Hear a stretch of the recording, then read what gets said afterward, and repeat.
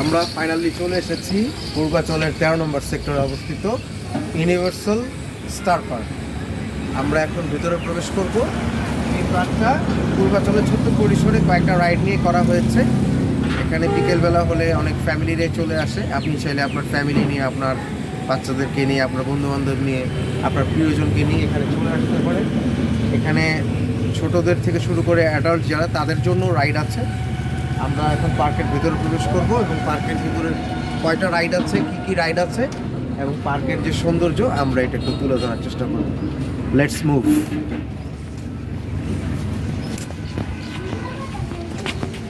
And there is a toys shop with a screen.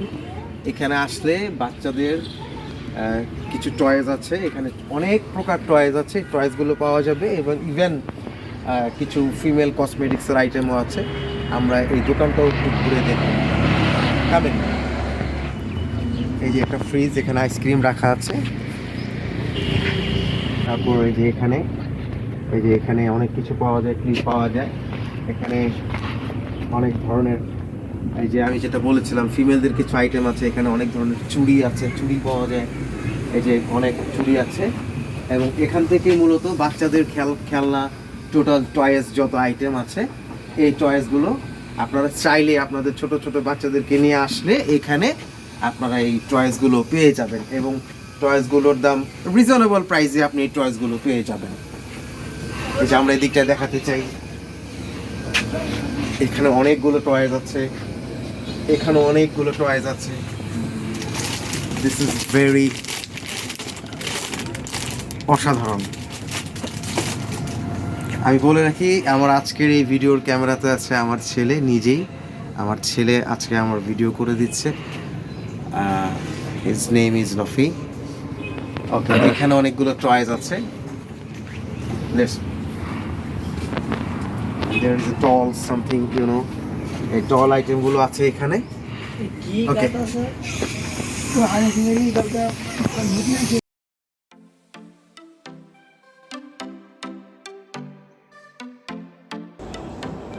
পূর্বাচলের এই পার্কটিতে প্রবেশের ক্ষেত্রে কোনো টিকিটের প্রয়োজন হয় না। এই পার্কটি সবার জন্যই সবসময় উন্মুক্ত। পার্কটিতে প্রবেশের পর আপনি টোটাল 6টি রাইড পাবেন। আর আমরা এই পার্কটিতে প্রবেশ করে একটি রাইডেই বাচ্চাদেরকে নিয়ে চড়ি। প্রতিটি রাইডে জন প্রতি 50 টাকা করে একটি টিকিট কেটে আপনাকে সেই রাইডে চড়তে হবে। ছোট্ট পরিসরের এই পার্কটি দেখতে ভালোই ছিল। এবার রাইডে চড়ার পালা। প্রথমে বাচ্চা দুটোকে উঠিয়ে দিলাম। পরবর্তীতে রাইড অপারেটর আমাকে বলছিল যে এটাকে একটা ব্যালেন্স আনার জন্য আপনাকেও উঠতে হবে। আমি আর সুযোগটি হাতছাড়া করিনি, আমি উঠে পড়লাম। অনেকদিন পরে আসলে এই ধরনের একটা রাইডে চড়ে একটা ফিল নেওয়া গেল। স্পিড এই নর্মালি থাকুক ভাই, স্পিড কমই, হ্যাঁ স্পিড নর্মালি থাকুক এবং খুব ভালো লাগতেছে।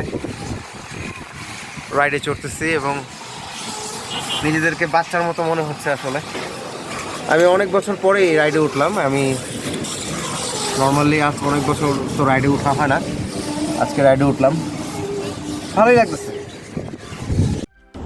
সেদিন রাইডে বাচ্চা দুটোর এই আনন্দ এবং উল্লাস সত্যি অসাধারণ ছিল।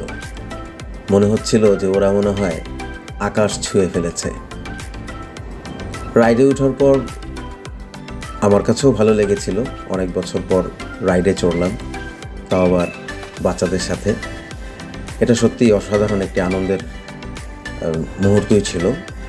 মাঝে মাঝে আপনি আপনার সন্তানকে বা আপনার পরিবারে যারা ছোট বাচ্চা আছে তাদেরকে নিয়ে পার্কে যাওয়ার চেষ্টা করবেন এবং পার্কের এই রাইডগুলোতে বাচ্চাদেরকে চড়ালে যেটা হবে যে ওদের উচ্চতা ভীতি, গতি ভীতি এটা ধীরে ধীরে কেটে যাবে।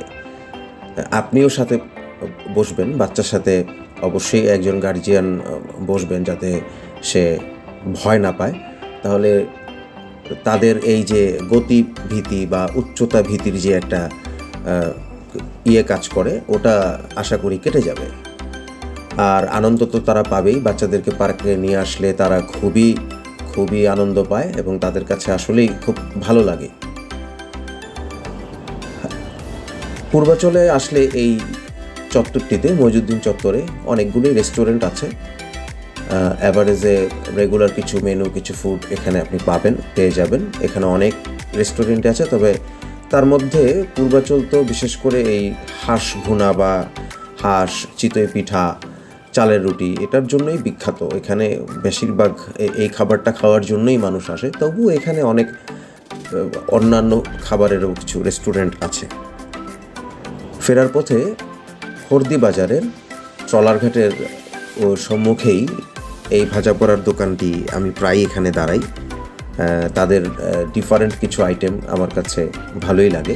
ফুলকপির চপ, কুমড়ো ফুলের চপ, তারপর বক ফুলের চপ, কাঁচামরিচের, এছাড়া অন্যান্য যা আছে এগুলো তো পাবেনই, ডিম চপ, আলুর চপ। সবাই ভালো থাকবেন, সুস্থ থাকবেন, ধন্যবাদ।